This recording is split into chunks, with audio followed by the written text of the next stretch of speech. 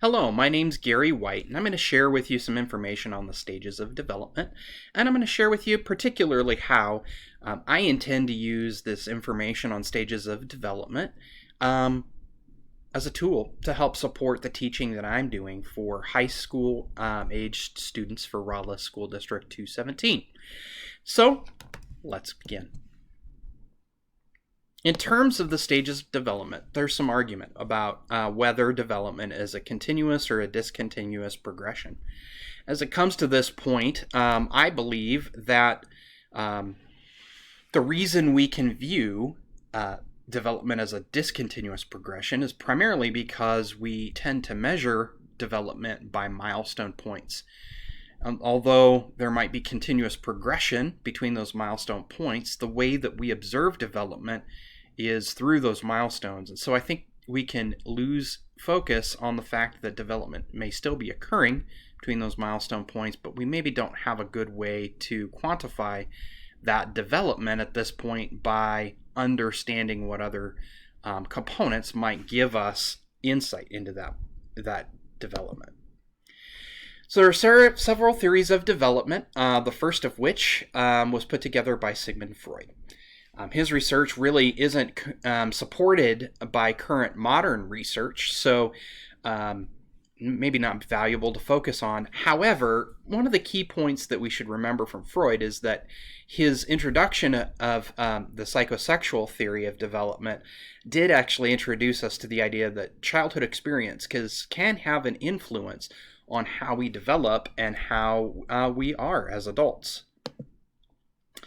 Erikson's psychosocial theory proposed that there are tasks that we must master to move on in development. So things like trust versus mistrust, industry or inferiority, or at the end of our lives. Did we conduct our lives with integrity, or we despair over how we could have done a better job in our lives? Piaget's cognitive theory of development talks about how we move through different stages in our cognitive abilities. He talks about how there are different types of thoughts that we can process as we progress through those stages of development. So early in our development, we experience our world through different ways as we develop, and as we develop, we're able to take on more complex tasks and reason in a different way, finalizing in the ability to utilize abstract reasoning and performing formal operations. Kohlberg's theory revolves around morality and the stages of moral reasoning and how our mind develops and how we interpret right and wrong and what those bases are for how we interpret right and wrong. They're in Kohlberg's moral reasoning stages. They're in his estimation, there are only a few people who reach his highest moral stage because it requires moving beyond what Piaget would consider formal operational thought. As a teacher, I think it's important for me to remember that student development is a combination of nature and nurture. In the videos that we watched, I really appreciated the idea that development really is a combination of both.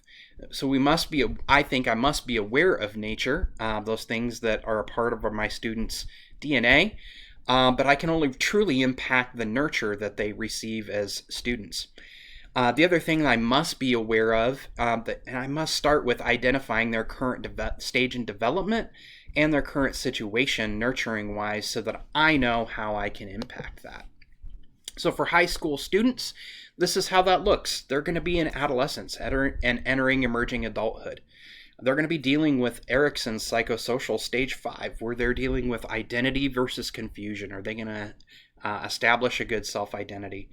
In Piaget's theory of cognitive development, they're going to be developing formal operational thought. So they're going to be finalizing formal operations, things like using the scientific method and maybe moving beyond that. And they're likely going to be in Kohlberg's conventional moral situation. These are the resources that I used to talk about the stages, but I want to leave you with this. In the end, high school students are going to be emerging adults who are forming a sense of identity and in a high stage of reasoning. Thank you.